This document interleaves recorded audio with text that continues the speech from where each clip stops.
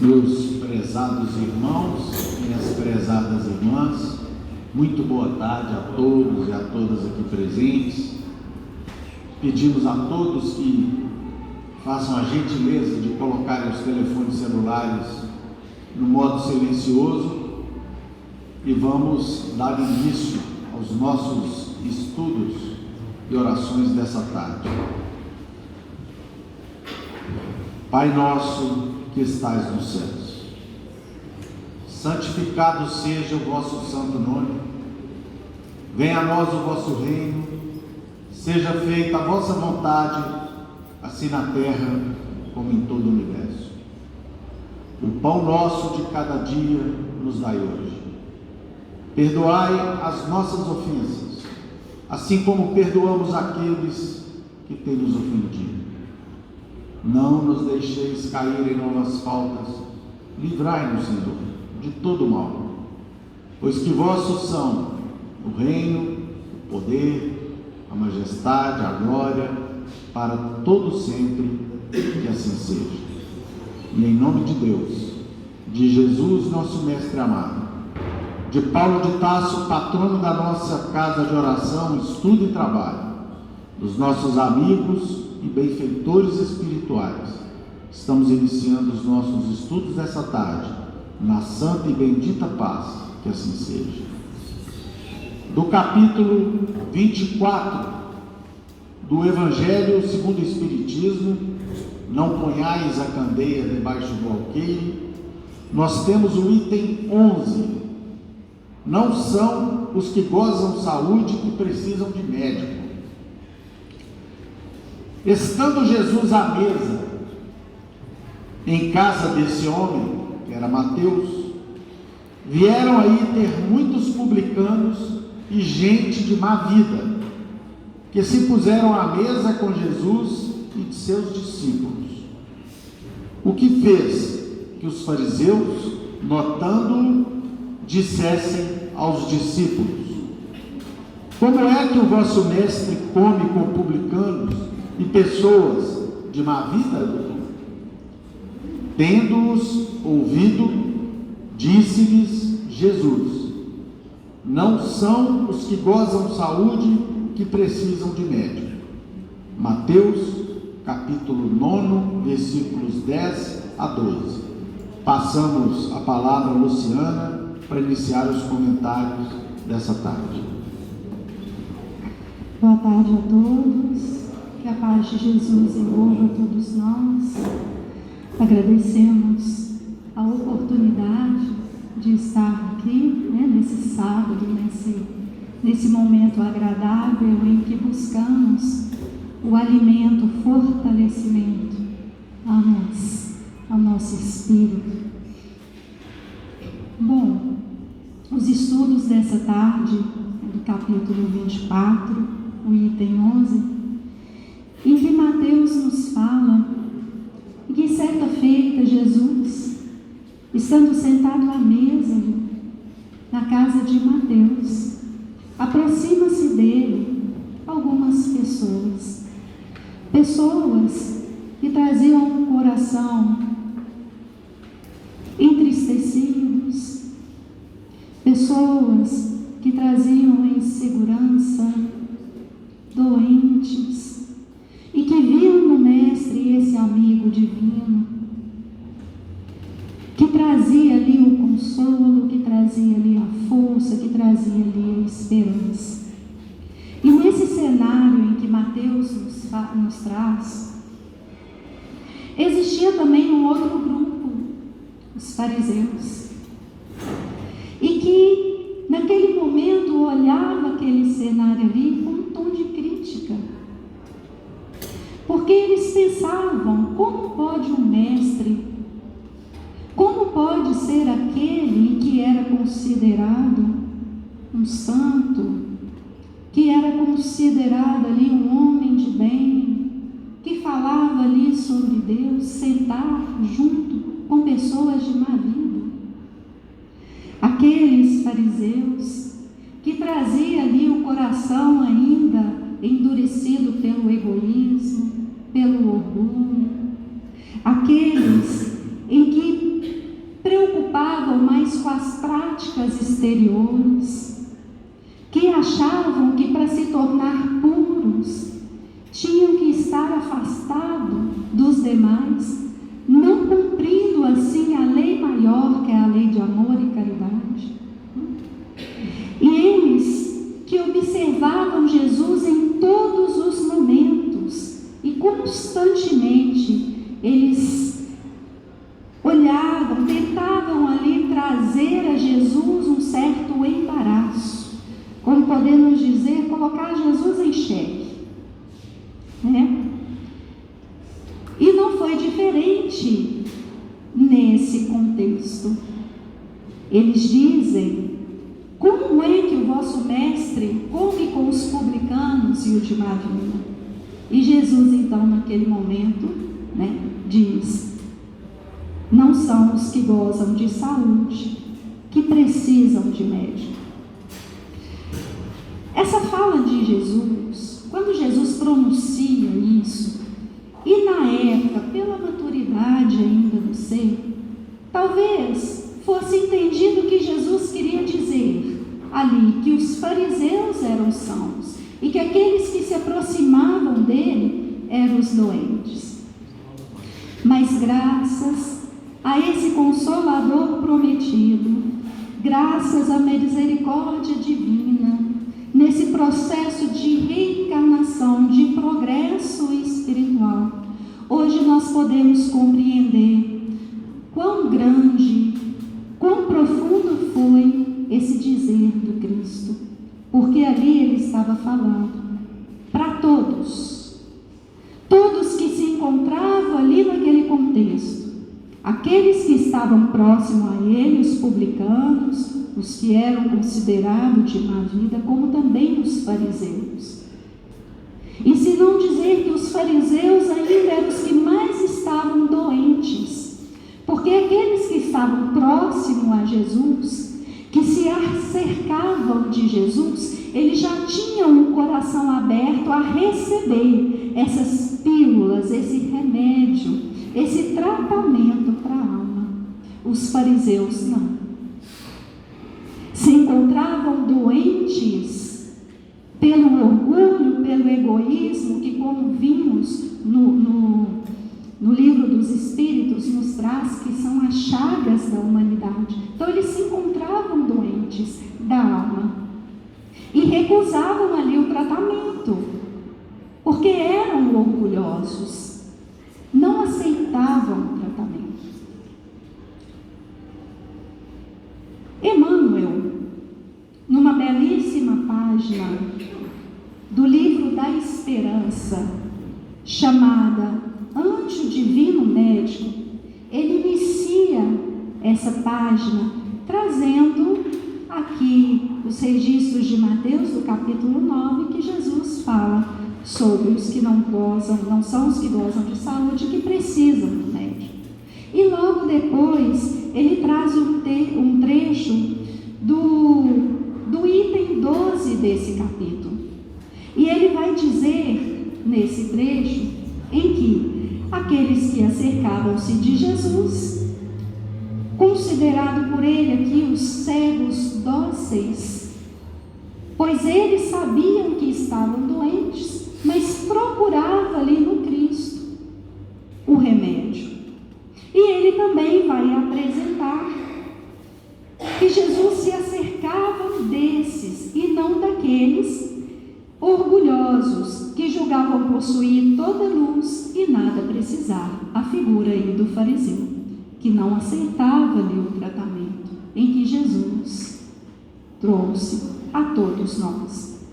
E ele inicia então essa belíssima mensagem nos dizendo: milhões de nós outros, os espíritos encarnados e desencarnados em serviço na terra, somos almas enfermas de muitos séculos. Então, olha que Emmanuel está afirmando: somos todos enfermos. É só nós olharmos a nossa condição de habitantes de um planeta ainda de expiação, do mundo de expiação e prova. Quando nós falamos em expiação e prova, nós estamos falando das dores do sofrimento. Quando há um nosso corpo físico, o que nos aponta que algo está errado? É a dor.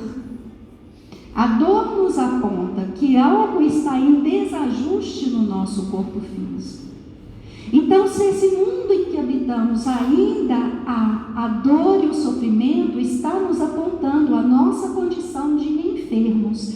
E por isso Emmanuel nos fala, todos nós outros, espíritos encarnados e desencarnados, nós trazemos essa condição de almas enfermas, carregando débitos e inibições contraídos em existências passadas ou adquirido agora, devido ao nosso livre-arbítrio.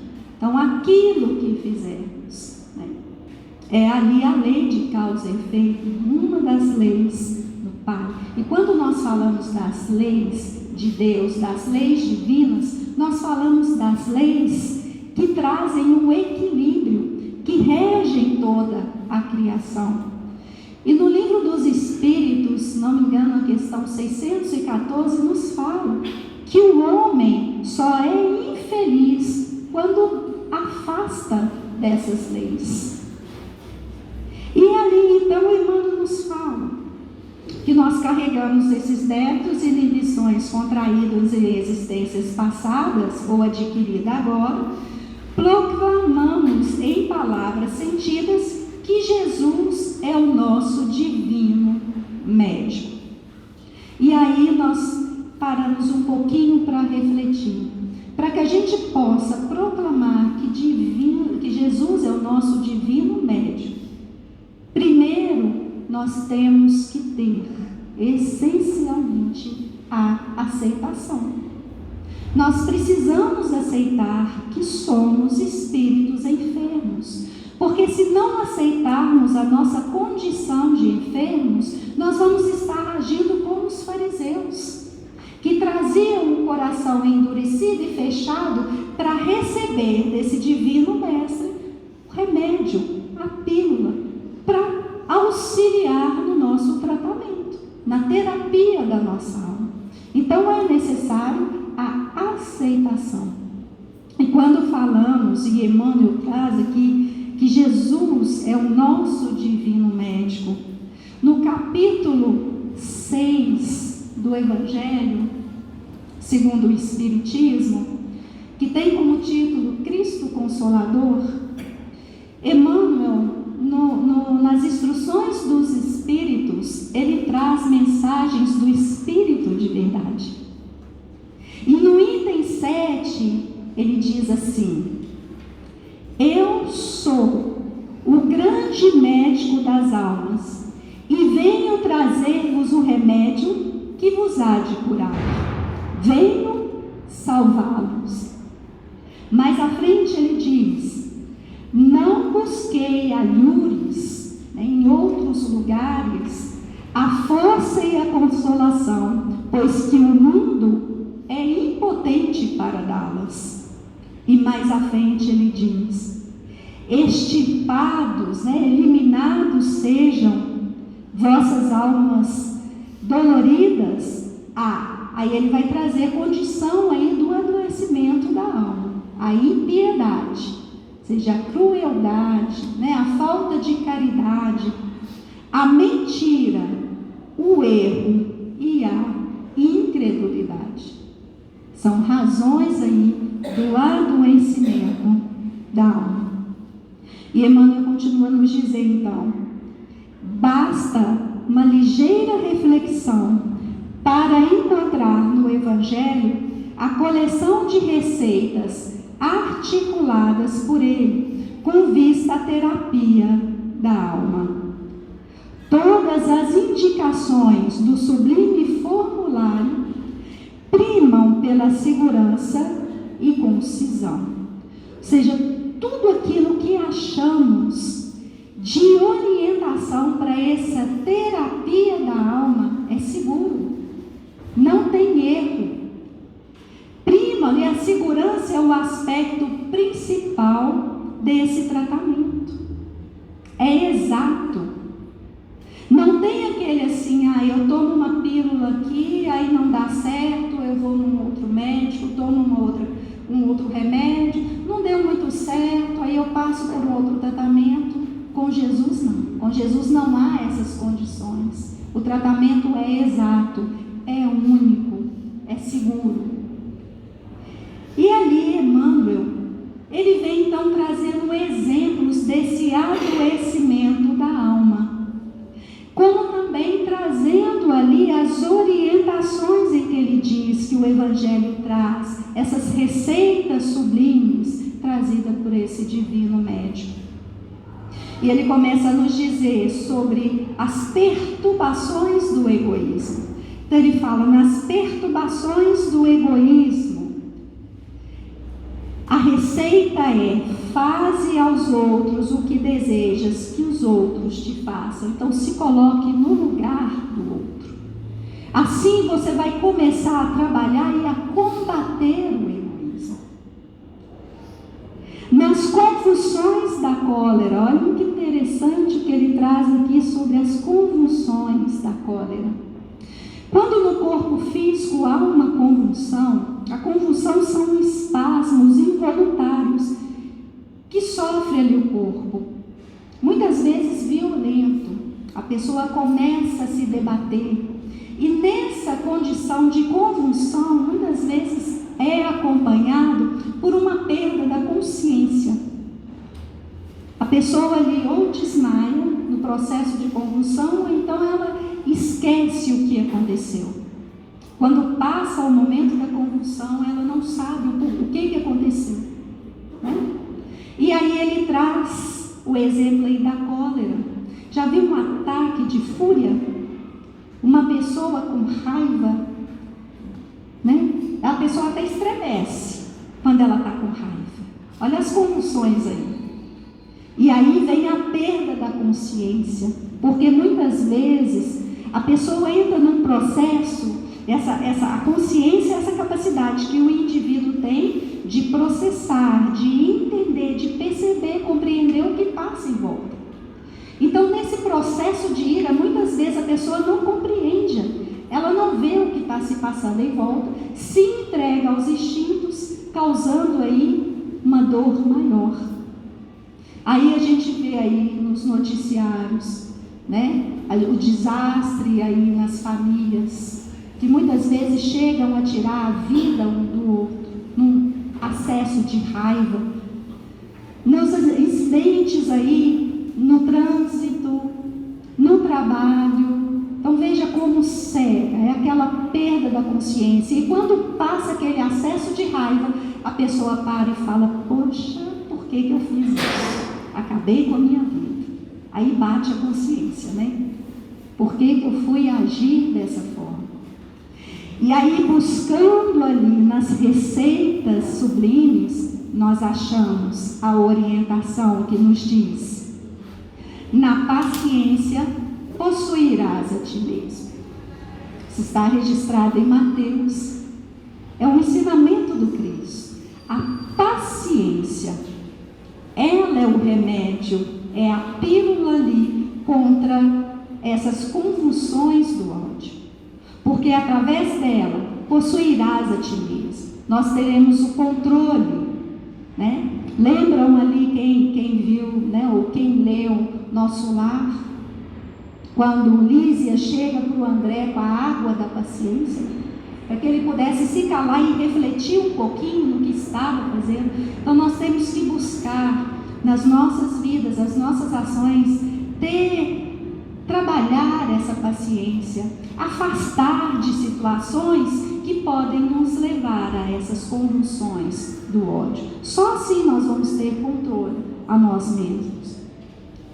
E ele nos fala que nos acessos de revolta, a orientação é: humilha-te e serás exaltado. Olha aí a humildade. Olha aí um adoecimento. Acessos de revolta é a rebeldia. Emmanuel, numa outra mensagem intitulada Revolta, Rebeldia, ele vai nos dizer que a rebeldia é como uma violência. E é a violência não ajuda ninguém, nem a nós mesmos, né? Então, é a humildade.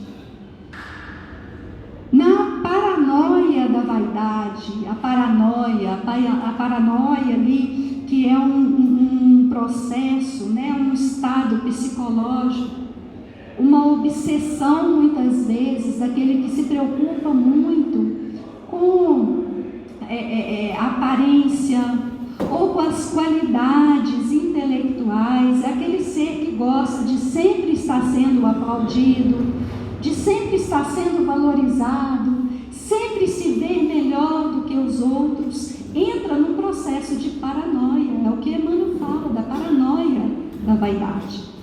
E a orientação aqui nesse tratamento é: não entrarás no reino de Deus sem a simplicidade de uma criança. A simplicidade, ou seja, viver a vida sem complexidade, sem complicar, com humildade. Nos quistos mentais do ódio, quisto ali são cistos, e muitas vezes malignos, e como ele está falando aqui do ódio, então ele está falando desses cistos malignos que formam devido ali a esse ódio, que é a aversão do amor, né? Ele diz: ama os teus inimigos. Então é ali aquele tratamento, aquela pílula que temos que tomar, o amor, para evitar esse adoecimento, né, do ódio. Nos delírios, no estado de confusão mental em que a ignorância traz ao ser, aprende com a verdade, e a verdade vos libertará. E a única verdade é a que o Cristo traz. Ele já dizia: eu sou o caminho, a verdade e a vida. Nós lemos aqui no capítulo 6 uma mensagem do Espírito de verdade. Então é a única verdade em que nós vamos achar esse tratamento é Jesus. Nas dores por ofensas recebidas, perdoa 70 vezes 7. Nós sabemos que o perdão, os primeiros ali a ser alcançados, né, a ser beneficiados por ele, somos nós mesmos, porque o perdão liberta ali de sentimentos como mágoa, tristezas, e que causam o adoecimento no nosso corpo físico. Lembra? Mente sana, in corpore sano. Então a nossa mente tem que estar sã, o nosso espírito tem que estar sã, né? Nos desesperos provocados por alheias violências, né, vinda de outros, direcionada a nós, essas violências, ora pelos que te perseguem, calunia. Olha aí a prece, a oração, como um remédio salutar, né? É ele que vai nos elevar a oração, a verdadeira prece, aquela sentida, feita com todo sentimento, onde há ali a ligação de sentimento e pensamento direcionado ao alto, que vai nos ajudar a trazer em torno de nós uma proteção. E todas ali aquelas, muito usada a palavra dardos, né? Setas, ou seja, toda aquela vibração baixa que vier através, né, até nós, através dos desejos muitas vezes violentos, né, dos pensamentos ali enegrecidos pela raiva, nós vamos estar protegidos, porque nós vamos estar conectados com a espiritualidade maior, nos auxiliando aí o que? A aumentar, a elevar a nossa vibração, não permitindo que nada nos atinja. E ali, então, ele continua a nos dizer: nas crises de incerteza quanto à direção espiritual, então, quando vem a incredulidade, se queres vir após mim, nega-te a ti mesmo, ou seja, controla aí seus impulsos. Se queres me conhecer, se queres vir até mim, abra o seu coração, me busque com o coração aberto, toma a tua cruz. Então entenda a sua condição como enfermo, entenda que essas dores muitas vezes é um aguilhão divino a nos despertar. Entenda que o remédio às vezes é amargo. Amargo. O remédio às vezes é doloroso.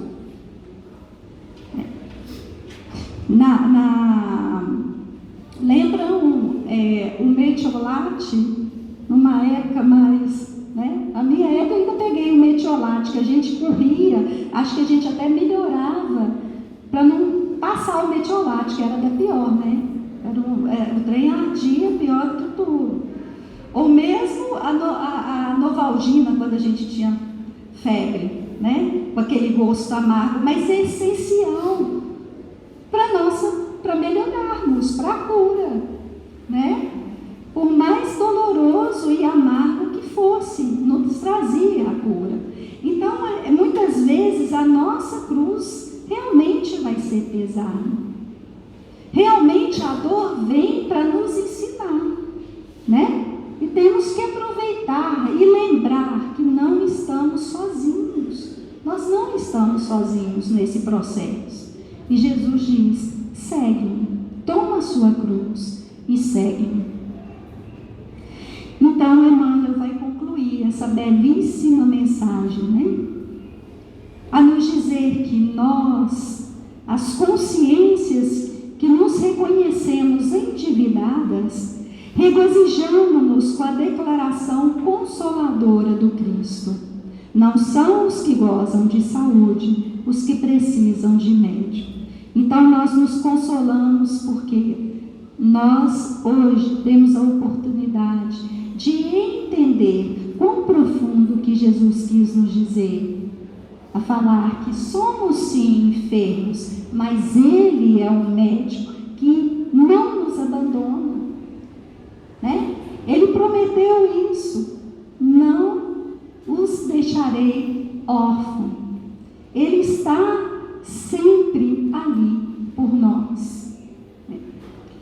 E Emmanuel diz: sim, somos espíritos enfermos, com ficha especificada nos gabinetes de tratamento, instalado nas esferas superiores, das quais instrutores e benfeitores da vida maior nos acompanham e analisam as ações e reações. Então, olha aí, nos lembrando de novo que não estamos sozinhos, né?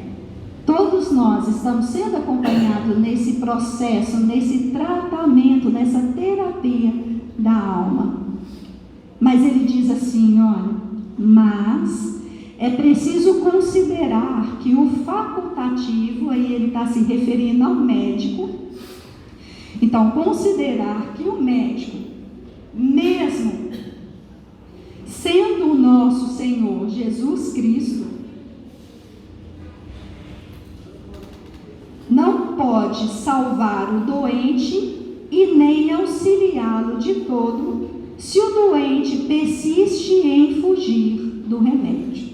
Então aí, né, cabe a nós estarmos buscando ali essa cura, esse remédio, e lembrando ali a passagem de Mateus, nos portarmos como aqueles doentes que se aconchegam, que procuram, que estão ali buscando o Mestre, e não como os fariseus.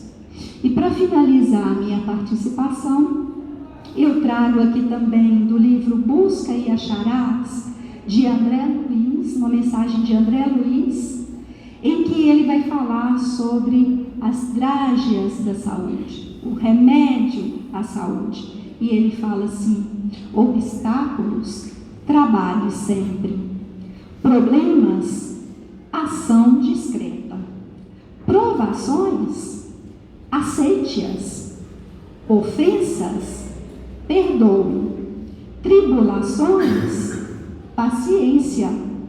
Mágoas, esqueça. Discórdias, pacifique. Males, persevere no bem.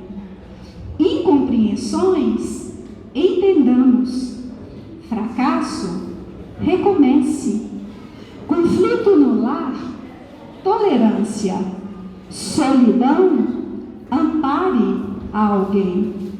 Dificuldades, siga adiante.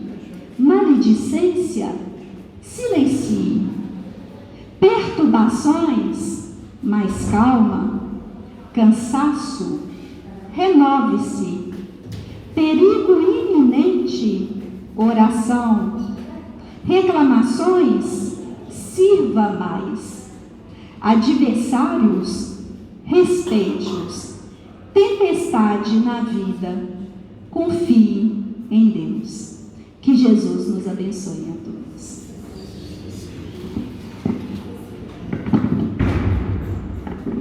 Luciana, pior do que metiolate e novalgina era óleo de fígado de bacalhau, emulsão de Scott,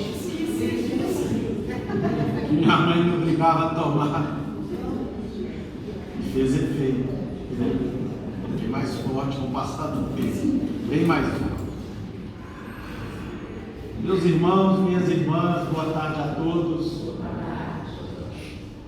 Eu vou começar aqui o meu estudo de hoje lembrando uma estrofezinha de uma poesia que virou uma música, mas faço isso em razão do dia de hoje que antecede o Dia dos Pais.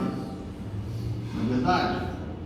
Tem uma lição muito bonita no livro Espírito da Verdade de um pai que do mundo espiritual escreve para o seu filho que infelizmente tirou a vida daquele pai por causa de dinheiro.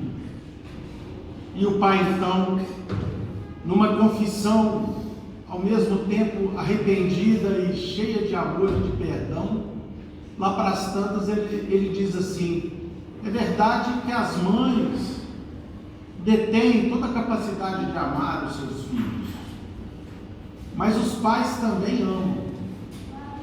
E aí ele pede a Deus perdão por não ter sabido cultivar em seu filho os verdadeiros valores morais, enfeitando a vida dele, do seu filho, apenas com os vastos recursos financeiros que ele trabalhou feito um suarento animal, conforme ele mesmo diz, para poder prover o seu filho dos valores materiais para a tranquilidade de sua vida, e acabou, infelizmente, criando um monstro.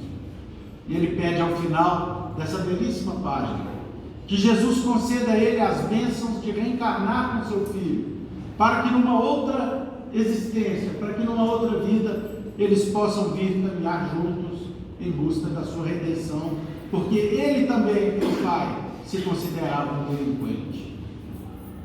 Então, meus irmãos, é pela razão de que os pais também amam, é que eu queria lembrar aqui da Ana Vilela, uma frasezinha numa música chamada Trem Bala, em que ela fala assim: segura teu filho no colo, sorria e abraça os teus pais enquanto estão aqui, porque a vida é trem bala, parceiro, e a gente é só passageiro, prestes a partir.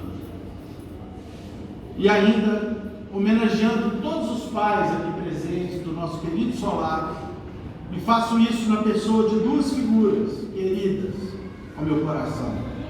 Uma encarnada, que é o meu querido irmão, amigo, o senhor Evandro, e outra desencarnada, o meu pai querido, um dos fundadores dessa casa de Paulo de Tarso.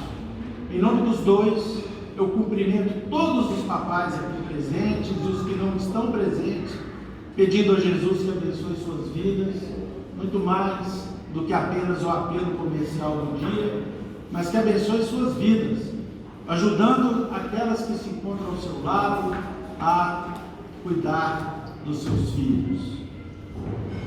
concedendo a eles aquilo que é fundamental em suas vidas: o Evangelho e os exemplos de bênçãos e de educação.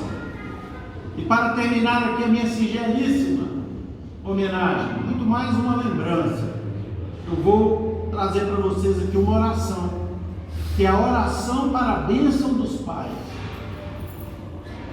Venho hoje a Ti, Senhor, pedir que estenda Tuas mãos divinas sobre todos os pais, abençoando-os. Abençoa, Senhor, o pai amigo e companheiro, o pai sempre presente, que oferece colo e estende a mão, mas abençoa também o pai ausente, colocando todo o Teu amor em seu coração.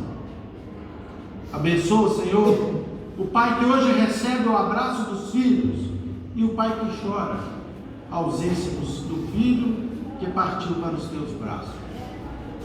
Dai a este o consolo da mansa saudade e enxuga com Teu divino manto as lágrimas que vertem em seus olhos.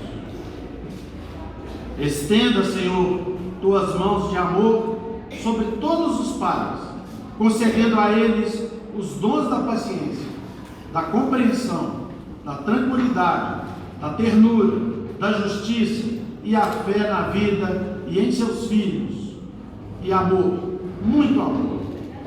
E aos filhos, cujos pais estão junto a Ti, dai a fé e o entendimento de que os pais nunca, jamais vão embora, eles apenas mudam de lugar. Meus irmãos, minhas irmãs, estamos a estudar aqui nessa tarde aquela bendita promessa e a verdadeira herança que Jesus um dia nos prometeu que haveríamos de receber aqui na terra, que é a sua boa nova, a sua mensagem de bênçãos e de amor para todos nós.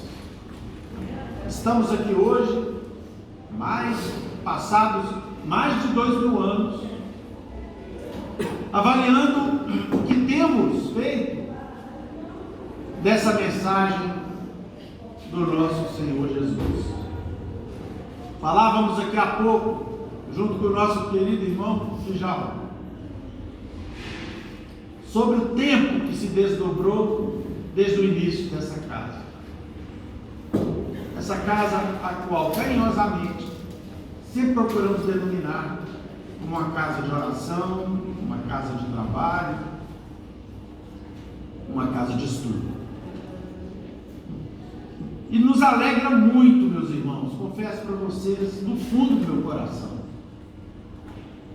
que até hoje, nas paredes simples dessa casa que pertence a Jesus, aqueles que aqui frequentam, herdando o exemplo e os ensinamentos dos que nos precederam, têm procurado, apesar das muitas dificuldades, mas sobretudo dos múltiplos defeitos e deformidades da alma, mas ainda temos buscado e esperamos que continuemos assim e que essa casa continue assim sempre, fazendo com que ela sempre esteja refletindo os desejos mais profundos emanados do coração do Mestre Jesus quando esteve aqui entre nós. Vinde a mim, vós que se achais aflitos e sobrecarregados, que eu vos aliviarei. Ao longo das décadas, já algumas, que se desdobraram do início dos trabalhos dessa instituição, nós temos aqueles que por aqui passaram até hoje, têm procurado reverberar essa promessa de Jesus. Essa casa, nosso querido solar, não é uma casa de eruditos. Não se discute o Evangelho, a doutrina espírita e os seus ensinos em círculos fechados do intelectualismo vaidoso que a humanidade ainda, inclusive no seio do próprio Espiritismo, ainda tem, em alguma medida. Nós aqui estudamos juntos, como estamos fazendo aqui agora, o Evangelho de Jesus, da maneira que podemos, com muita simplicidade, mas com muito senso de responsabilidade, mas sobretudo com muita emoção, uma emoção desmedida, eu confesso para vocês, de podermos estar aqui todos juntos, em pleno século XXI, no século que viu o nascimento da inteligência artificial como uma das demonstrações mais completas da intelectualidade humana,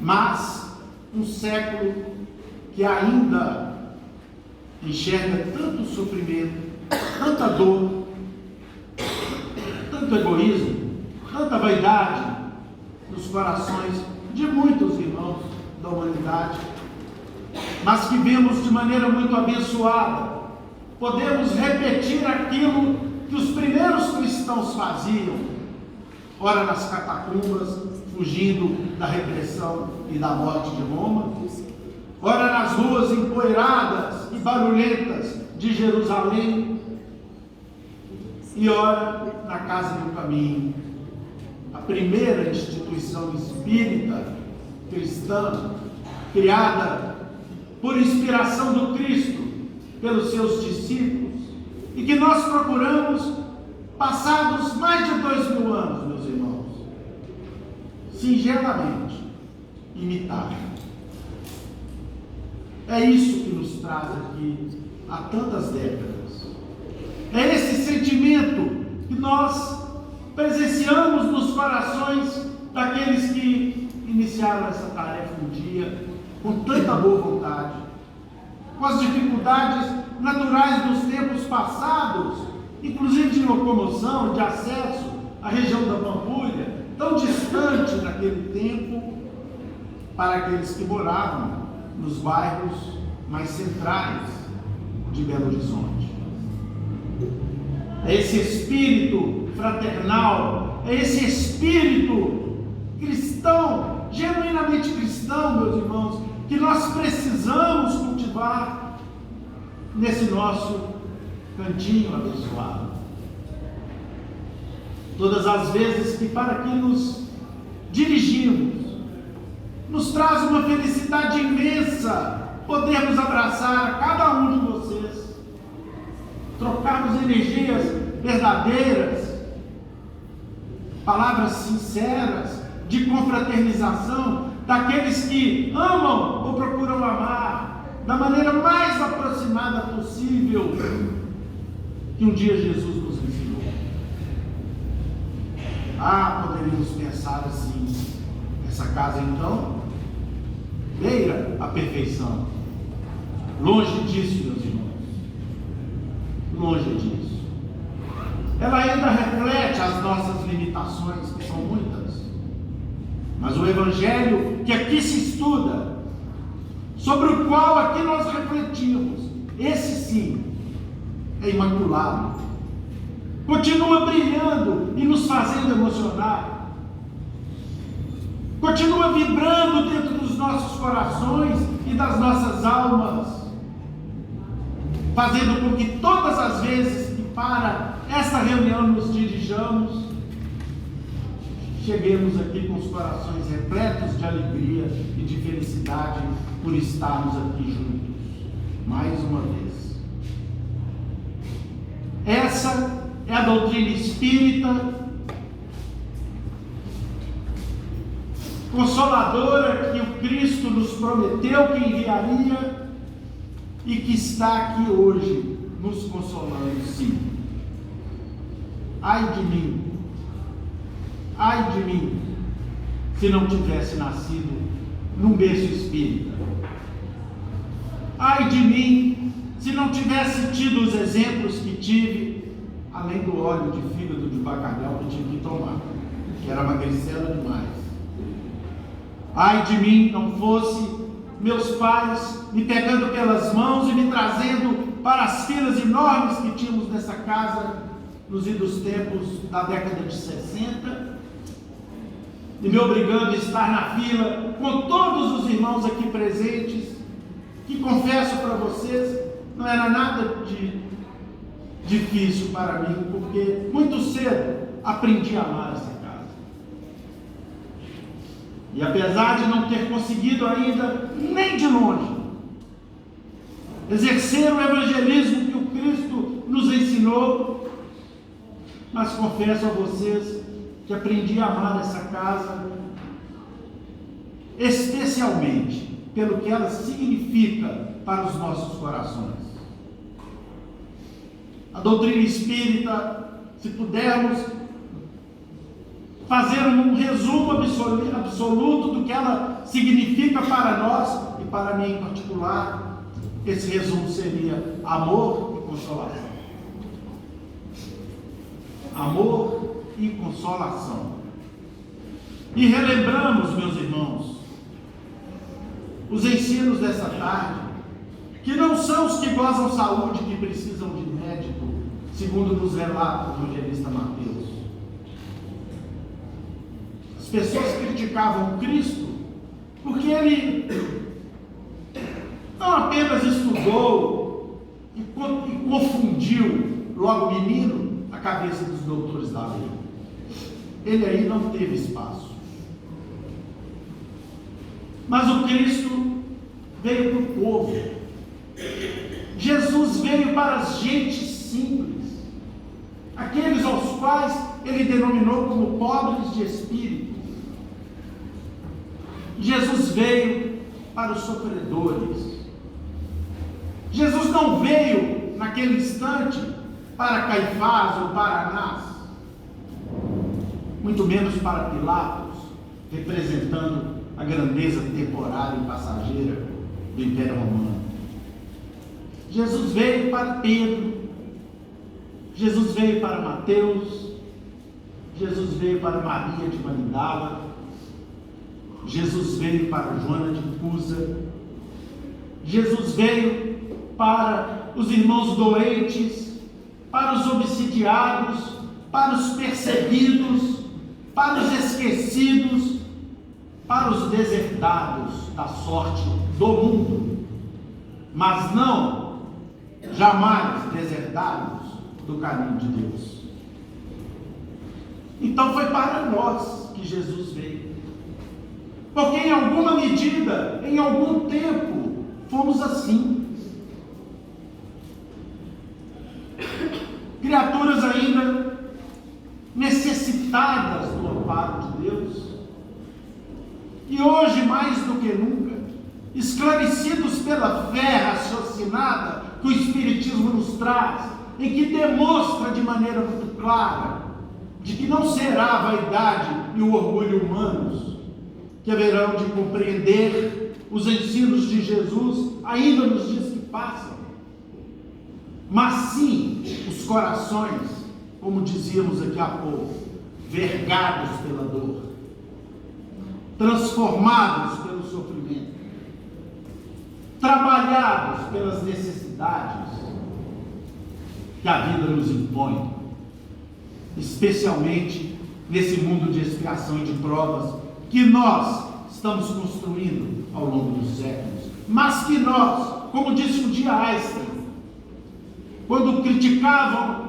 numa reunião das Nações Unidas a criatura humana por ter tido a capacidade de jogar uma bomba em 2 cidades japonesas que destruíram centenas de milhares de vidas. E perguntaram a ele o que seria do destino do homem e da humanidade. E ele, cheio de confiança, respondeu simplesmente de que da mesma maneira que a criatura humana foi capaz de fazer isto, seria a própria criatura humana que haveria de consertar esse estrago evolutivo que ela vem causando ao longo das da existência da humanidade, demonstrando, sobretudo, não apenas a fé nos destinos da humanidade, que mais do que nunca, nos dias de hoje, nós precisamos cultivar em nossos corações, mas, sobretudo, a fé em Deus e em nosso Senhor Jesus Cristo. Estes sim, senhores absolutos dos nossos corações, meus irmãos, minhas irmãs, porque nós fomos criados para brilhar e para evoluir. Então, o centro espírita, meus irmãos, tem que significar para os irmãos que aqui vêm, aqui estudam juntos e trabalham juntos, não a oportunidade da erudição, do conhecimento superior no sentido de estudarmos as nuances filosóficos, científicas que a doutrina espírita nos traz. É importante, porque o espiritismo também é conhecimento superior. Mas, fundamentalmente, a doutrina espírita tem que significar para todos nós uma transfusão de fluidos e emoções, de muito amor e de muita emotividade, para que nós possamos ajudar uns aos outros a caminhar as nossas estradas, ainda um tanto quanto difíceis. O espiritismo e o centro espírita precisam significar consolação, otimismo, convicção de que nós temos jeito, de que nós já estamos melhorando, convicção de que, apesar das nossas dificuldades, dos nossos tropeços, mas nós já temos guardados em nossos corações material e sentimentos suficientes para um dia nos transformarmos em anjos. Ainda que anjos inicialmente meio com as asas quebradas, mas anjos que já consigam conviver melhor na sociedade, dentro de casa, na rua, substituindo o nosso egoísmo, que tem nos trazido ainda infelicidade e desdita, por uma capacidade de nos amarmos intensamente, procurando, na medida das nossas possibilidades, auxiliar-nos uns aos outros, consolar-nos uns aos outros, mostrar a todos que se encontram ao nosso derredor de que para tudo nessa vida existe uma solução. E essa solução atende pelo nome de Jesus de Nazaré. Nos mostra, meus irmãos, na página que há pouco relembrada pela Luciana, do Cristo Consolador, no item 4, num comentário do codificador, em que nós vamos reproduzir aqui o seguinte parágrafo: o Espiritismo vem na época predita cumprir a promessa do Cristo, preside a sua existência o Espírito da verdade e verdade. Ele chama os homens à observância da lei, ensina todas as coisas, fazendo compreender o que Jesus só disse por parábolas. Advertiu Cristo: ouçam os que têm ouvidos para ouvir. O Espiritismo vem abrir os olhos, os nossos ouvidos, porquanto fala sem figuras, sem alegorias, levanta o véu intencionalmente lançado sobre certos mistérios.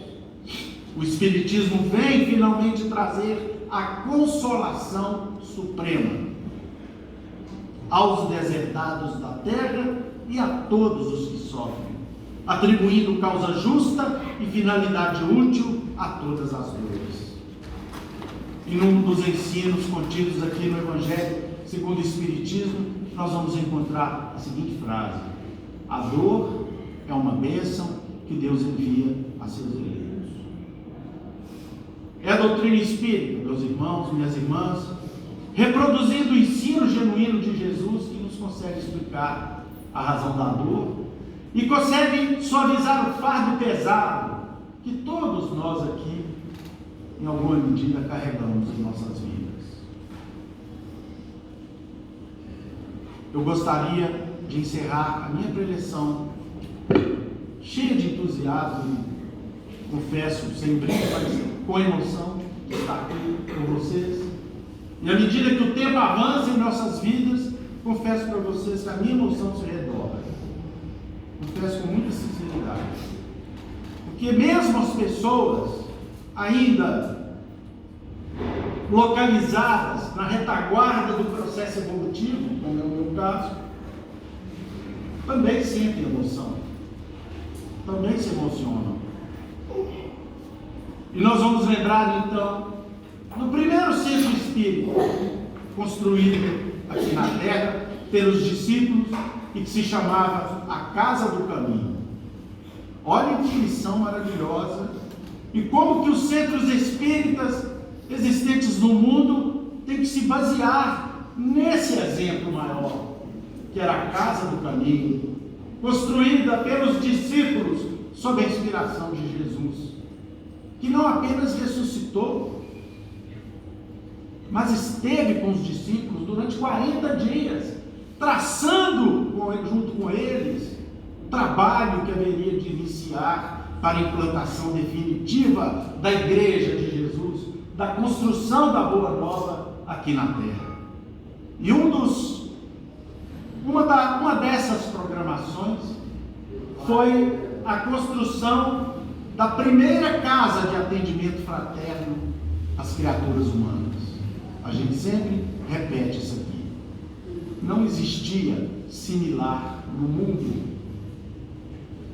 Logo depois de se estabelecerem os apóstolos em Jerusalém, eles foram todos para Jerusalém. Em seguida, as revelações do Pentecostes, que ao mesmo tempo era uma festa judaica, que comemorava e que durava 50 dias, que comemorava a entrega das tábuas da lei, o recebimento das tábuas da lei por Moisés no Monte Sinai. Naqueles dias, os discípulos, houve um derramamento espiritual sobre as pessoas que eles se encontravam, e as línguas de fogo falaram. E os discípulos estiveram despertos pelo alto, sob o comando do Cristo, todas as mediunidades que auxiliariam na sua tarefa de transformação do mundo. Então, logo depois do Pentecostes, o serviço de assistência social realizado na Casa do Caminho, meus irmãos, ia maravilhosamente organizado.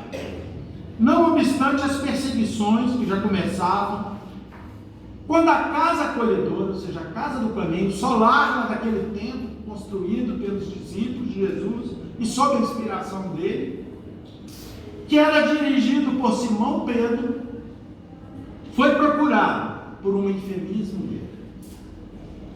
Trazia consigo todas as marcas das pecadoras. Fora apedrejada em praça pública e exibia manchas sanguinolentas na roupa em frangalhos. Pronunciava palavrões, revelava-se semi-louca e doente. É uma irmã totalmente obsidiada, né?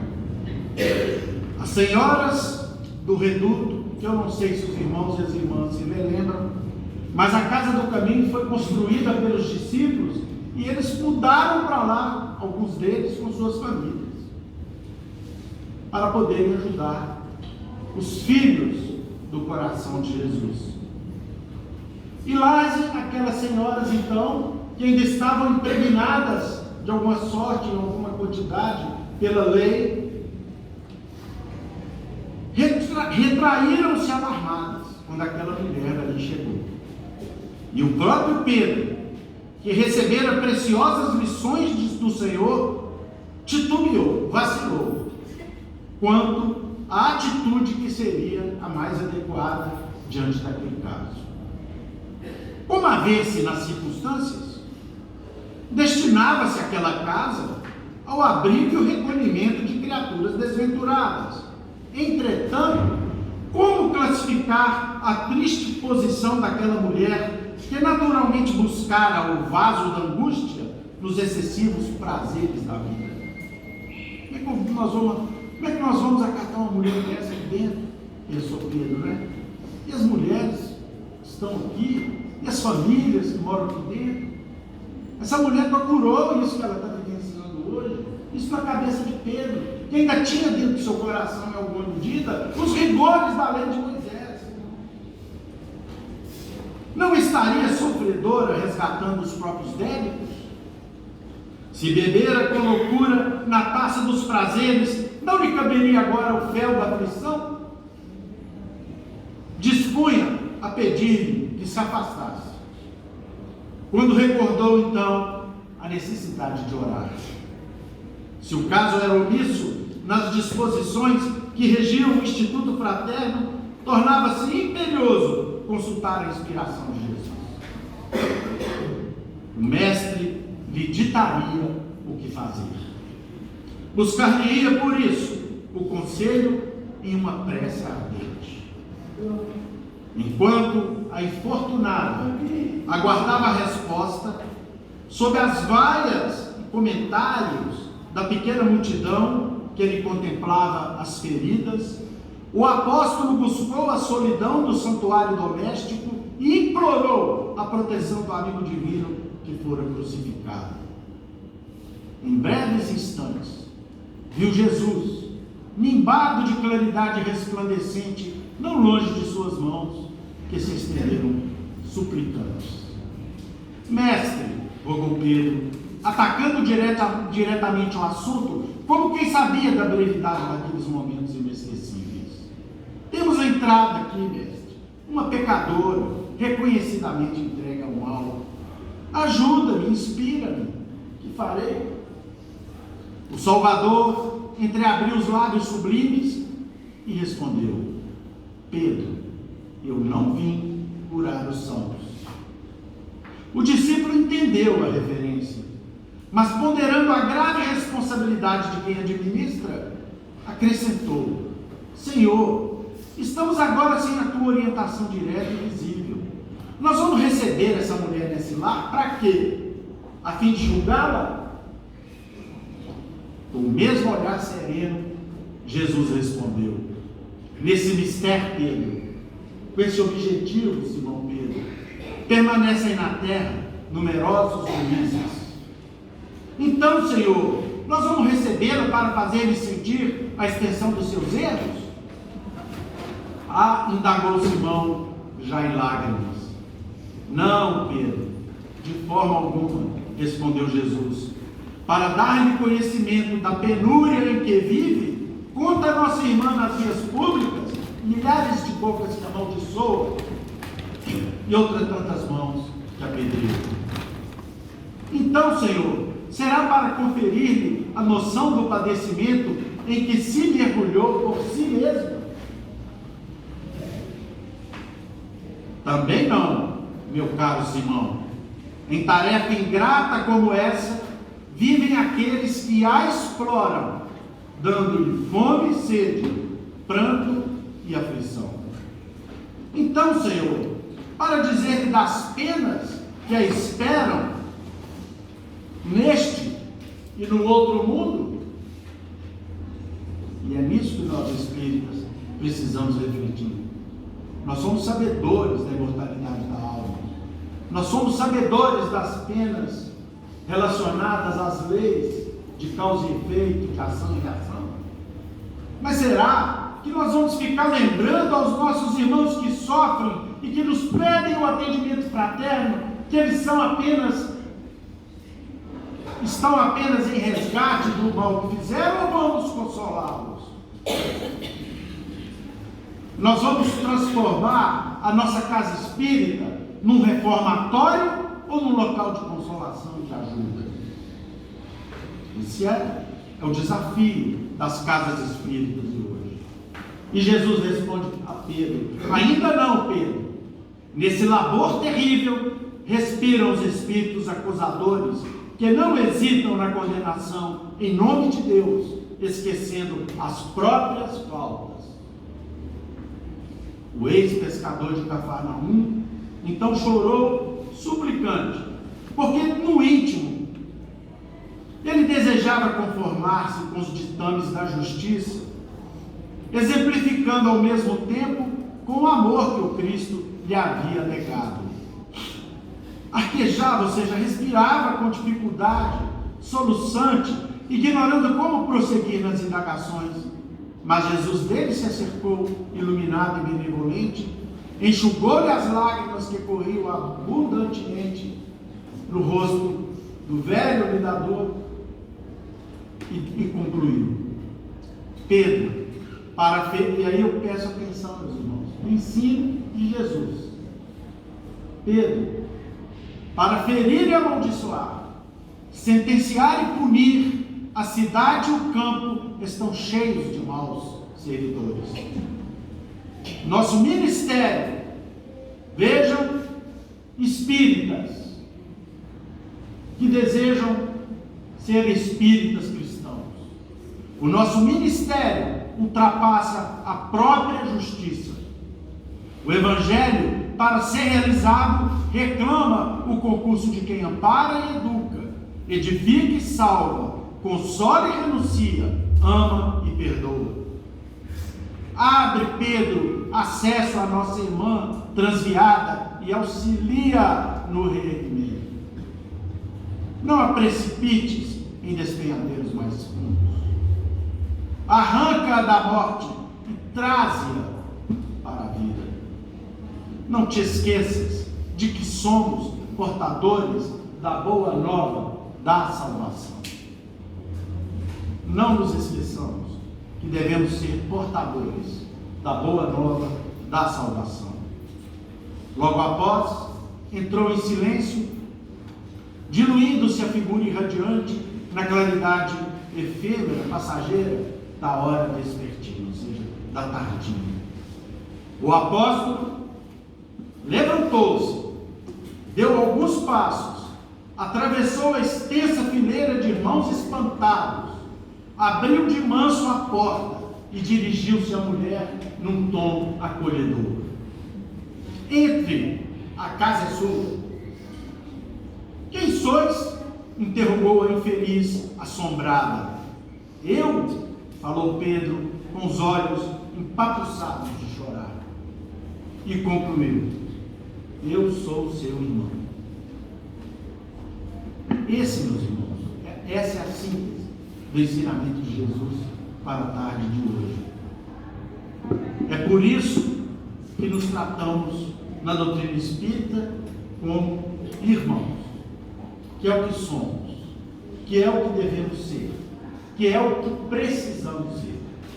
Que Jesus nos abençoe a todos. Nós vamos fazer um pedido especial dos nossos irmãos que trabalham no passe. Todos, como todos sabem, assim que terminar a reunião, nós vamos formar aqui uma fila dos passes. E nós temos percebido que tem ocorrido um barulho muito grande durante os trabalhos do passe, prejudicando em alguma medida essa tarefa. Meus irmãos, minhas irmãs, todos que estão aqui sabem perfeitamente que na hora do passe, os amigos e dirigentes espirituais dessa casa se reúnem junto conosco em oração para poder transferir energias que curam e que abençoam. Portanto, meus irmãos, é um momento de reflexão e de silêncio. Então nós pediríamos respeitosamente e muito carinhosamente que aqueles irmãos que desejem bater um papo, conversar, relembrar, rever os amigos e amigas aqui presentes, que façam isso no outro salão da casa. Que auxiliemos os nossos irmãos que se dirigem para a câmara de passe aqui ao lado, para transferir as energias que curam, que abençoam. Ofereçamos de presente para eles o nosso silêncio. Ofereçamos para ele a gratidão do nosso silêncio, a fim de que os trabalhos possam transcorrer da melhor maneira possível. Feito esse pedido, nós vamos pedir o nosso caríssimo irmão Sr. Evandro para fazer a prece que encerra os nossos estudos dessa tarde.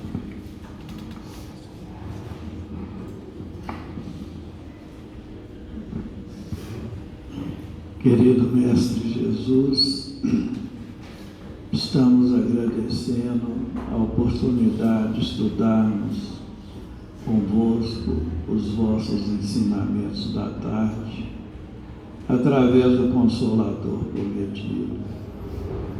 Pedimos, Senhor, que as vossas bênçãos se estendam sobre todos nós, que aqui nos encontramos, encarnados e desencarnados, estendendo a cada um de acordo com o grau de merecimento e a sua necessidade. Ave Maria, cheia de graça, o Senhor é convosco. Bendita sois vós entre os anjos, bendito o fruto do vosso ventre, nasceu Jesus. Santa Maria, Mãe de Jesus, rogai a Deus por nós, pobres pecadores, encarnados e desencarnados, hoje, agora e sempre, que assim seja.